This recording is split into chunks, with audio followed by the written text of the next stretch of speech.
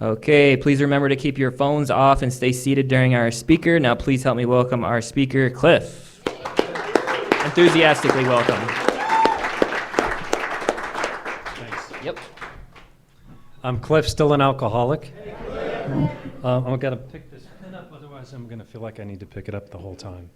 I'm grateful to be here and grateful that you were all here. And, you know, congratulations for all the people that came to pick up coins. And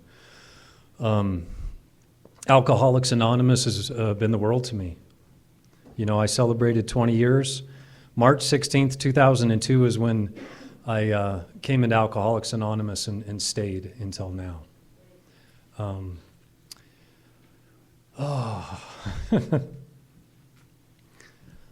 It's just a strange journey. You know, I think about speaking, and when I first heard a speaker in Alcoholics Anonymous at a meeting, it was a woman speaker, and you know, I was new, and I thought, like, what does this person have to offer? You know, it didn't seem like I had anything in common with them.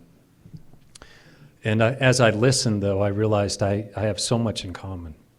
You know, and I never felt that with another human being on that level. You know, at that age, maybe when I was a kid. You know, maybe growing up and just having that kind of natural connection with my parents and brothers and family and stuff like that. But, you know, the way I was living life and come to find out it wasn't unique, I was just so shut off, you know, from any kind of real meaningful relationship, any kind of real connection with anybody.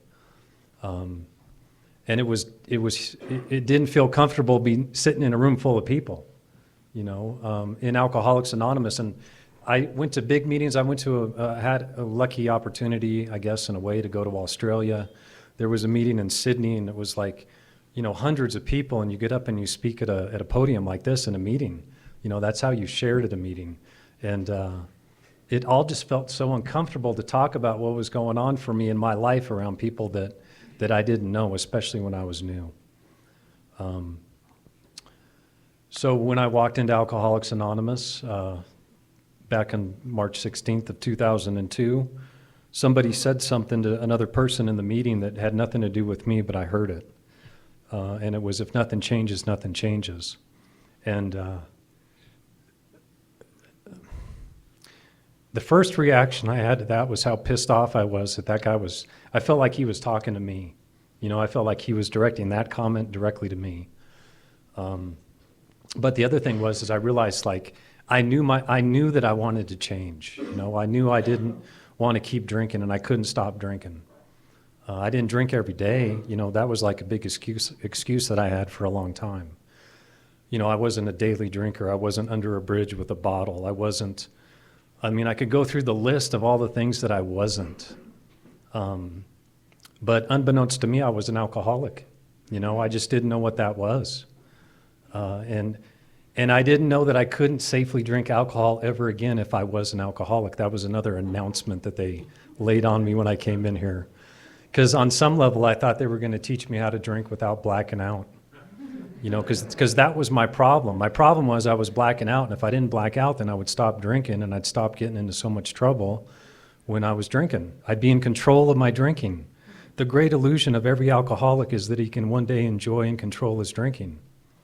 And, you know, we pursue that. Alcoholics pursue that to the gates of insanity and death. And I didn't know that. I just knew I didn't drink every day. There's no way I could be an alcoholic. So it was an educational experience, you know, and I had some time prior to coming in back in March of 2002. And Lucy, my wife, had some time and had a sponsor that I looked up to. He wasn't my sponsor, but he was a figure in Alcoholics Anonymous, that one of these guys that when he talks, everybody listens, you know, because he carried a message. He carried a message of strength and hope. And it's like, that's what I wanted. You know, I just wanted to skip all the pain and get to the hope and strength and stuff I was seeing in people in AA. And now my sponsor would keep reminding me that I'm exactly where I was supposed to be. You know, because I'd call them up, and because you're supposed to call your sponsors. I didn't want to call them, you know, but I knew enough to know that like I got to start following some directions. But I'd call them up and I'd be in some predicament. Something that I can't even remember as I'm here now. I probably couldn't remember a year later what the issue was, but it seemed like a big issue at the time. And Nick would always have something to say like, you're exactly where you're supposed to be. You know, it's like that was the gist of it. Because I always thought like somehow I'm just supposed to get through all this stuff and be somewhere else, you know. And where I wanted to be is, I just want to be happy. You know, I wanted to be happy and I wanted to feel okay. So for whatever reason, alcohol was the thing. You know, that was just the thing. That when I first picked it up and really got drunk, when I was 13 years old, I'd drank it before, but I hated the taste of it, you know. And I started drinking one night and got into it. And it's funny because it went from Heineken, which I never liked Heineken ever. And when I was 13, it tasted horrible. But it led to this idea that I know where my dad's got liquor in the pantry. And so, you know, I'm sneaking, we're in the house now. We live in my parents' house. We bought my parents' house, which is kind of an interesting thing I'll get into later maybe. Because they wanted me to get out of town. I grew up here. I was born here in Prescott, and their whole thing was you got to get out of here and check out life and check out the world. But all my friends and everybody I knew was here in Prescott. And so, you know, I just kind of went along with that. It sounded good. And Portland, Oregon seemed like a great place. And I ended up in Portland and, you know, getting into trouble drinking because at that point I didn't have to sneak out to the woods with everybody and, you know, find a bunch of pallets with people and burn pallets and figure out who's going to bring a keg and buy the beer and then get out there, you know. It was like I get to college, you can drink in the dorm room and guys have it. You don't have to run around sneaking around doing it. But that first time I really got drunk, it's so funny as I think about it because I snuck out. I could easily have just opened my door and walked out into the pantry and got the liquor, poured it in a glass, drank it. But I snuck out the window, removed the screen door from the window, and like scaled along the window out to the side of the house to go on the side. It was all this like secretive stuff. You know, like I think on a fundamental level, I knew what I was doing wasn't right. But it was so fun. You know, it was so much fun, just everything about that. And but anyway, so I poured a glass of vodka, and I had no idea what vodka did to you. And I drank it like a glass of water, and last thing I remember was that feeling and that uneasiness and kind of like, this is it, you know, I have arrived. And then I woke up in the morning and my mom was horrified and do you know what you did? And we had to put you in the shower and shower you off and all this kind of stuff. And, you know, I had a lot of fun. I'll fast forward through that and just sum it up with I had a lot of fun drinking until I didn't have fun drinking. And then no one had an answer. You know, everybody was well-meaning, like my parents, my dad especially. I remember my dad saying, hey, there's some wines that have sulfides in them, and you want to stay away from sulfides because that's going to make you feel bad and it's going to give you a hangover and all this kind of stuff. And so it was like, you know, nobody ever said you might be an alcoholic and you may want to consider stop drinking totally. I heard that in Alcoholics Anonymous. I consider myself lucky to have heard that message in Alcoholics Anonymous. And then not only hear the message of those words, but to experience what that's like for myself. And what they told me when I kind of got into that meeting, Don, Navy Don is what we called him. And he said, you know, Cliff, you got a true taste of your condition. And what are you going to do about it? And I knew he was right. You know, it's like I had experimented, and I didn't even think about it as experimenting. I just did what I did, and I got to a point where I didn't want to do it anymore. And at that point, I knew that I had to do something different. And Alcoholics Anonymous was offering an answer, you know. I believed that because I could see it in the people that were in the meetings. And I got to know people in the meetings, you know, even though it was so uncomfortable to even be at the meeting. And especially when people came up and did the, how's it going? Hey, how are you doing? It's like, that just pissed me off to no end, right? Please just stop asking how I'm doing, you know? But I know people were interested. like I'm interested at times with how people are doing. And it wasn't a fake thing. So, I think for a while I was just trying to figure out what are they trying to sell me and, what do I have to do and, all this kind of stuff. But really at the fundamental level of it was the Fellowship of Alcoholics Anonymous, in which people had recovered from a seemingly hopeless state of mind and body, and that they were offering the solution to me if I was willing to take it. So it took a while to kind of warm up to that nobody's trying to hurt me, nobody's trying to, give me any trouble kind of thing. I didn't like some of the stuff people told me, the way the message was delivered, but there's a kind of a neat thing that deals with that, which is principles before personalities. I didn't care for some of the personalities, but I had to admit the principles that was being touched on was a legitimate principle. And this wasn't something that people just made up. It's not like I wandered into a group at Alcoholics Anonymous and they were trying to figure out what's working. There was some things that worked. There was a history of what had worked. And there were the steps, and I could look at those steps and I could read them and all that kind of thing. And I was, pretty intellectual guy.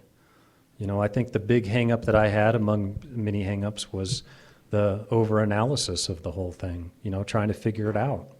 But the great thing about that is I couldn't figure it out, and I knew I couldn't figure it out, and I knew I needed a sponsor to help me figure it out.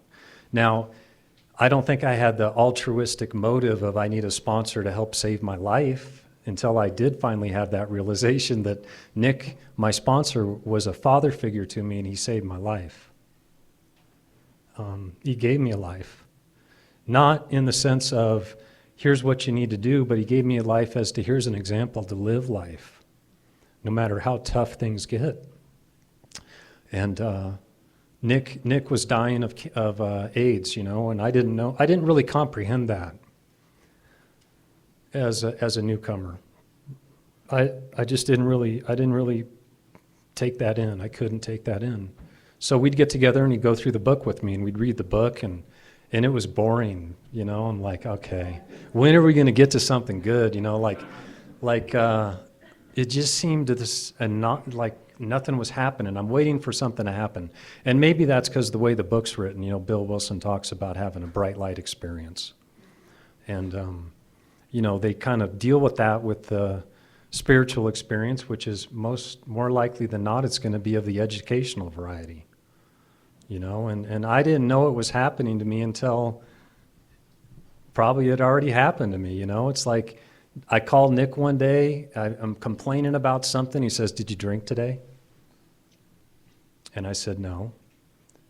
And I realized, you know what? I didn't pick up a drink today. I didn't even think about drinking today. I'm too worried about all this other stuff, but the miracle of it was I didn't drink. And I had some time up to that point, whatever time that was. It didn't matter, but it was the realization that, I wasn't turning to alcohol to deal with stuff anymore. Not that I don't ever remember going up to the bar saying, "Give me a shot because I'm having a hard day and my emotions are too much for me to deal with." But that's in essence kind of what was happening in a weird way, in a subconscious kind of way, because I think from an early age I realized how good it felt to get into that altered state, and to feel good. And it was such an easy way to do it, The problem was I developed this disease of alcoholism, the obsession of the mind and the allergy of the body, and the doctor's opinion sums it all up. And the doctor's opinion was valuable for me as a new person because it gave this thing some credibility. I thought if a doctor's given their opinion about this, it's got to be somewhat legit. It must be a disease. I could not fathom a disease in which I'm doing it to myself. But I had a sponsor here. I went off to Spokane. Funny thing about Spokane is that my parents were interested in getting me out of town, and they very well could have been motivated by just get out of our hair, kind of thing. But I ended up in law school at Gonzaga at Spokane, Washington. And, that was a big deal. I'm in law school, and it's like I'm starting to feel like I'm somebody, that type of thing. And The little did I know that the whole reason that I think I was in Spokane, Washington, was to get sober, to meet Nick, and meet all the other people that I met in Alcoholics Anonymous, and meet my wife, Lucy. You know, I think it was definitely this whole thing that I could never wrap my head around, and still can't today, of I'm not in control of things, and there's a higher power, you know, that's running the show. And if I can kind of get into flow with that, and I can kind of line up my will with that will, you know, then things are so much easier, right? It's just things fall into place, things happen and seem to make total sense, but not at the time. You know, usually my experience with that is it makes sense later. Nick would tell me too that, you know, my drinking, he said, hey, the longer you stay around and don't pick up a drink here, the worse you're going to realize it was when you were drinking. You know, because it seemed so normal. The whole thing was, all the people that I hung out with drank like I drank, thought like I thought, you know, gave me some sympathy when I needed sympathy. Kind of, you know, were back behind me with all the sad stories that I could sell people on, kind of thing, which was funny because I came into a meeting. It was a smaller meeting. I'd say maybe 10, 15 people, but a good core of old timers at that meeting that all had a strong message. And I was talking to Navy Don, and I said, hey, you don't understand what all these people did to me. And Navy Don just kind of looks at me and goes, do you know about the spiritual axiom? And I was taken aback, right, because I didn't know what he was talking about. And I said, no, I don't know what is that? And he goes, well, anytime you're upset with something, something's wrong with you. You know, and I had always thought it was everybody else's fault. Everybody's doing stuff to me. They're not doing it right. You know, and that's the problem. I'm not the problem. They're the problem. And that was kind of a slap in the face or some cold water in the face, in that he wasn't buying my story. He wasn't behind the whole like, oh, Cliff, it's so bad. It's too bad that all that happened. You know, come here, grab a seat, and we'll talk about it at the meeting. You know, you can air it out here in the meeting. It wasn't like that. It was different. And I'm grateful for that. And I think more than anything, I'm grateful that I could hear that and take that in. You know, it's not so easy. It wasn't so easy for me. I had a long journey to get to that point, to be able to listen when I heard the comment in the meeting, if nothing changes, nothing changes. As well as the litany of other things that I got to hear in AA. Man. So I got through school. I don't know how I made it through school, but I got through school, kept going to meetings. There was a point in time when I was going to meetings and I told Nick, hey, I think I'm going to quit school. You know, I need to focus on AA. I said I need to focus on AA. Now, keep in mind, I was like barely making it to meetings on time. You know, it was like, it's just so weird, the mindset that I was in. And said, well, I think I should quit school and focus on AA. And Nick said the best thing that he could have said at that time. And he said, you know what, just keep doing the best you can, and we'll see what happens. You know, you just keep going to school, you keep showing up, you keep doing the work, and we'll see what happens. I.e., something else is in control of your life, Cliff, and you just need to show up and participate. You know, I was talking with a friend, for some reason I'm thinking about this. I'm going to meetings, and the whole thing of like let go and let God, and you know, the stuff that we hear in AA and the things that I heard a bunch of it and didn't know what they meant, you know, let alone apply them in my own life, like let go and let God. And I was talking with a law school buddy who got some bad news about a test or something, and I said, man, you just got to let it go. And he looked at me and he goes, what are you talking about? Right? And I realized, like, I don't have a clue what I'm talking about. It's something I heard at a meeting, and it sounds kind of good, and I wish I could do it, but, you know, here it is. And so much of that kind of thing. So speaking at meetings, too, was a kind of an interesting thing that, you know, I realized a big part of that is participating in my own recovery. there were people that would talk about that in meetings. They'd share and they'd say, I'm an active participant in my own recovery. And I took that as, they're just not spectating at a meeting, and I never thought of myself as a spectator. I was, in fact, one of my things was I was going to play baseball when I went up to Portland, and I was going to walk on the baseball team because my life was sports. In fact, some of you guys may know this, but Lenny Bias overdosed on cocaine, and that was like when I was a kid in grade school, and that was the message of I'm never going to do cocaine again because some dude died apparently the first time he tried it. So, I like skated by all of that stuff in blackouts and drinking. I don't know how I did it. I just wasn't around that kind of a scene because I was in such a state that I was willing to probably put anything into my body to feel good, and it's just funny to me that I can think about one instance like that where I'm never going to do that, and somehow it happened. I didn't do it, That wasn't like that with drinking. I didn't want to pick up a drink, but I kept going back to picking up a drink at some point in time. I think the longest period I could muster it up was like 30 days, of staying away from it, and then I'd end up picking up again. And if I was around people and we were doing how long can we stay away from it, we'd celebrate by picking up a drink and drinking again and party, because we didn't drink for 30 days. But I was hoping to walk on as a baseball player, and the drinking was going on the weekends, and the coach said, hey, we're going to start having practices early morning on the weekends. And it wasn't that soon after that I went into his office and I said, hey man, I need to focus on school here, because I was so far behind academically. For whatever reason, I landed at a school where kids were like serious about going to school and getting good grades and all that. And I used that as an excuse, but the reality was that all the partying and drinking was going on. And I traded in something in my life that was near and dear to me at that point in time. Now, I could not watch a baseball game after that for years. It took 4 or 5 years before I could watch a baseball game. And so, I was never much of a spectator, but I could sit in an AA meeting and just spectate about what's going on and, hear great stories and all that kind of thing. And then at some point, as I realized, this is my life.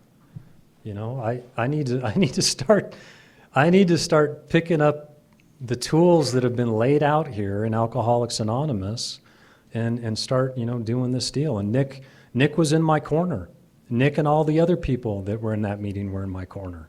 It just didn't always feel like it. Nick was more of a buddy. The book talks about having a closed-mouthed, trusted friend, and that's what Nick felt like, because he could kind of let the other guys kick me around in the meeting about stuff that I'd say or do or whatever. So, that relationship was a big deal and still is a big deal for me. I wouldn't be here. I know I wouldn't be here without Nick. And Nick would say if it wasn't me, it would be somebody else, but it was Nick. And he passed away, so I graduated a school. I came back here to Arizona. Lucy came with me, and we hadn't been married yet. We were still dating, but Nick had passed away, and I was going to meetings in Tucson, studying for the bar exam. And I remember that experience of going to a meeting, and there was a newcomer at the meeting, and I realized I'm here in Tucson because there's a newcomer at the meeting, and I'm making a connection with this newcomer. Like, that was the most important thing at that point in time in my life as far as why I was in Tucson. The bar exam, it was like, okay, I got to do the bar exam. I got to study. I got to do what I got to do. But there was another reason for me to be there is what it felt like. And I wasn't really in control of that. Nick passed away at that point in time, and I was kind of in this limbo for a while without a sponsor. And, Lucy and I would go through some difficult times. I think that was a difficult time because, untreated alcoholism, like I was going to meetings and I look back at it and I was kind of just barely hanging on, but it's, untreated alcoholism is pretty gnarly. So Lucy's been there for me through a lot of stuff. And I'm just really grateful, for that. I ended up at a meeting in Prescott Valley. Alkies R Us was the name of the group. And I started making coffee at that meeting. And that service position, I think, saved my life because it got me plugged in to the meeting. It got me plugged into the people because I had to show up. It was it was a pretty serious job of making coffee, and you got to get there early, and the coffee's got to be ready. In fact, I left the keys at home. And it was a church out there in Prescott Valley. I had to sneak in through a window in the church, and I thought, wouldn't this be ironic if the police show up because I'm breaking into the church, and what am I going to tell them? I'm at an Alcoholics Anonymous meeting. My profession, I was involved with a lot of law enforcement, and my anonymity's been kind of an important thing to me. And the book talks about it. We don't lead with the chin. We don't put ourselves out there as alcoholics for people to kind of take a swing at us. So another thing I've learned in Alcoholics Anonymous, the anonymity of the program, which is really closely related to humility. The humility of the reality that I didn't have much to do with this. I had the footwork. I showed up. I did the footwork. Well, let me say this, clarify this. I showed up because I was in a tremendous amount of pain. I wanted to get out of the pain. They presented me with a solution that had nothing to do with anything I thought of that was related to my problem, especially when I could look at steps 4 and 5, right? It's like, what does that have to do with me not drinking, right? As an example. But I just didn't have much to do with this other than the grace of a power greater than myself that I call God. The grace of, here's an opportunity to be a part of something that's been established and set up and has a track record, and people are recovering and have recovered, and there's a whole bunch of people in a meeting that you can look at on a daily basis that are living a way better life, And Nick was somebody that I got to hang out with outside of the meetings, I spoke a little while back too, and I've got one story, which is my story. Okay, first off. But I'm trying to remember some of the things that happened that I haven't been speaking about. And one of them was, or that I did speak about, and one of them was when Nick said, hey man, I'm gonna go shopping, you wanna go shopping with me? And how great that felt. Because it's like, I get to go hang out with Nick, right? I get to hang out with this guy, like my idol. I idolize guys like Dwight Gooden and Darryl Strawberry. Those were my idols growing up. I come into Alcoholics Anonymous and I got a whole new set of idols of dudes that I can interact with and women that I can interact with and, hear from and get solutions to what's going on with my life that doesn't have anything to do with what I think the solution is, which is why it's the solution. My solution is what landed me in Alcoholics Anonymous. And my solution was to run away from the pain, act like it's not that big of a deal, which is closely related to running away from it, and just kind of handle it on my own, And it didn't work. I ran that into the ground, and it didn't work, And so to be able to come in here and have what was offered to me and be able to take it is the grace of God, I believe. So I could see people coming in and out of the meeting. There was a meeting in Spokane called Felony Flats. I loved the name of the meeting. And it was just like you would think a meeting called Felony Flats would be like. And, Lucy would get into it with people. I'd be kind of taken aback about I can't believe all this stuff is going on in the meeting. The interesting thing about that is people would be making amends though, right? The first time I saw somebody making amends in a meeting, after they got up and launched into a whole tirade directly at somebody in a meeting, which is okay, first off, it didn't feel comfortable, and I'd never seen something like that in an AA meeting. But to see them come back a couple days later and make amends for it, and be okay with it and like carry on like nothing happened, that was awesome. You know, that was like, you can do that?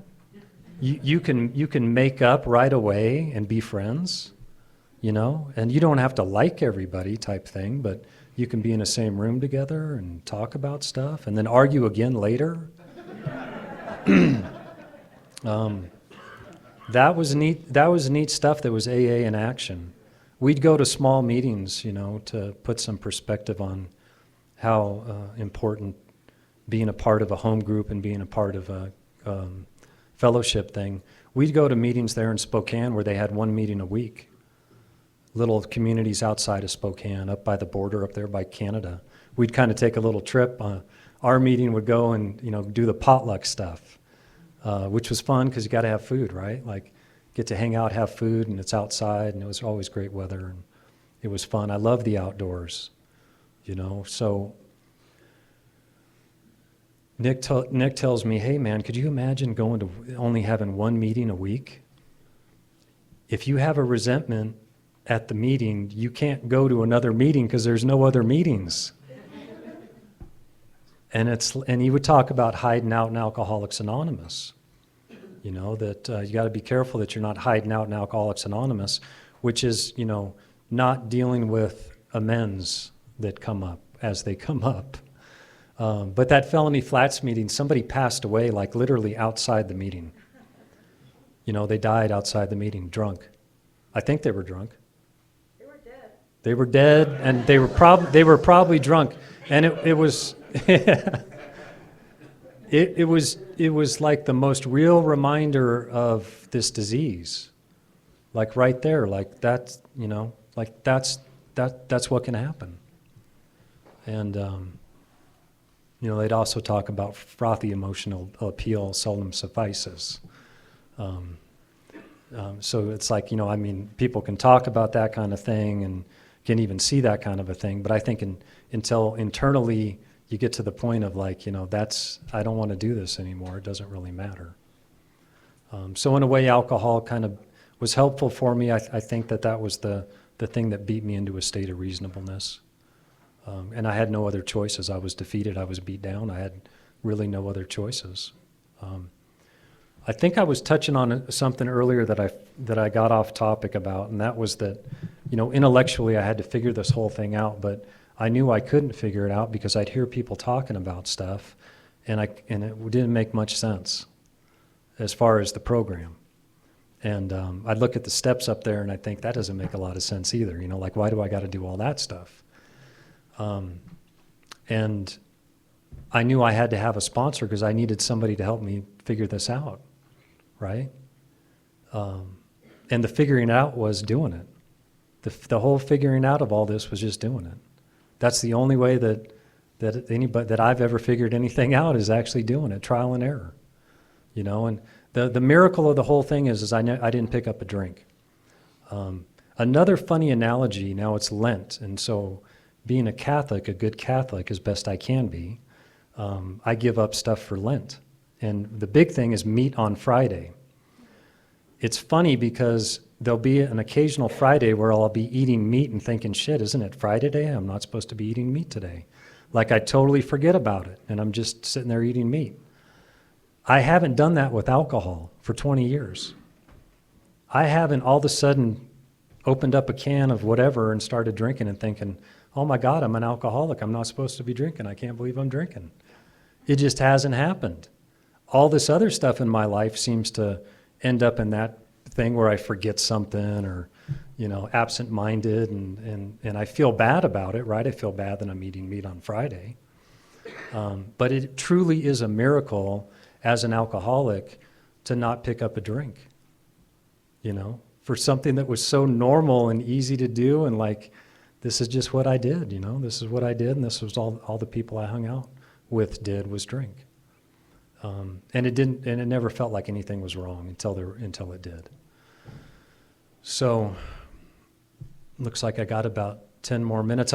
What it's like now, which is an area that I typically don't spend much time on, what it's like now in my life is I've got my own business, you know. I've got a 17-year-old. I've got it right, 17-year-old.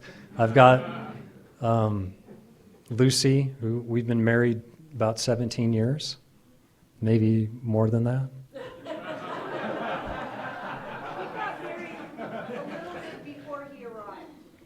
So a little more than 17 months or 17 years. I go to meetings, you know, I frequent meetings as best I can.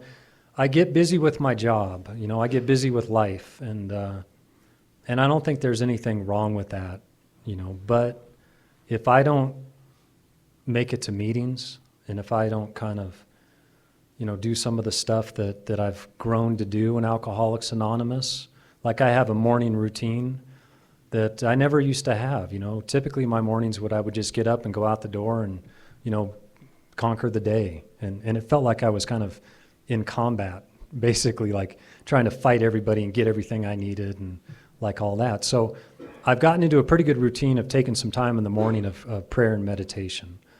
And the book lays it out pretty good. You know, I get to sit there and I get to think about my day. And I get to ask God to direct my thinking and divorce it from self-pity, dishonest, and self-seeking motives. And self-pity, I can get into self-pity real easy, you know, that you don't understand, or you're picking on me, or, you know, some version. Or the version now that I catch more often, I didn't get what I want. You know, and it's like I'm a little kid because I didn't get what I want. And so, you know, I start my day with that. And if I don't do that, at some point I feel it, you know. I'll go to a meeting and somebody will read page 86 or something around there, and it's like, oh yeah, I'm supposed to be doing that stuff, and I get to hear that message. Let's see. My boy Montgomery's, you know, he's a teenager. He's going through teenage kid stuff. And I think one of the struggles I have as a parent, and a quick side note that's related, I think, my sponsor was big on Chuck Chamberlain, new pair of glasses. That was like the biggest thing for him, and so it became a big deal for me. Because Nick's into it, I got to be into it.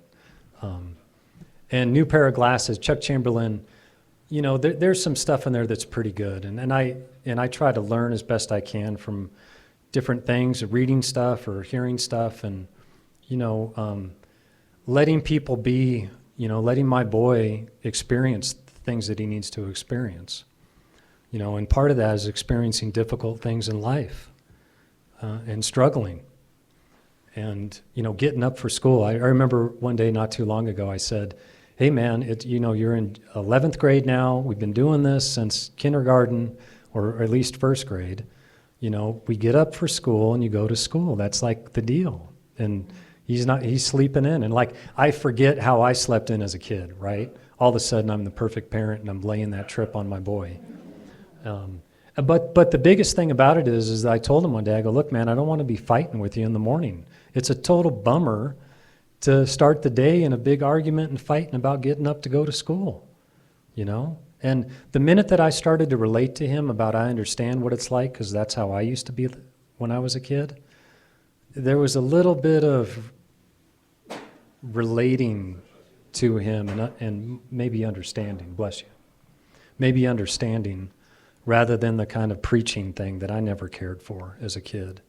I never cared for it when I was drinking either.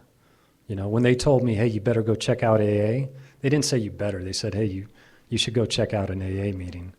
You know, what my answer to that is I packed all my stuff and drove back from Portland to Prescott and said, I'm going to go back to doing construction work and hanging drywall and doing all that kind of stuff.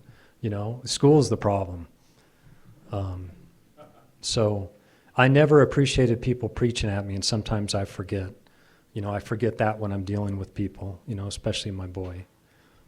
And even Lucy, too. I think I tend to try to get into stuff about what I think Lucy ought to be doing.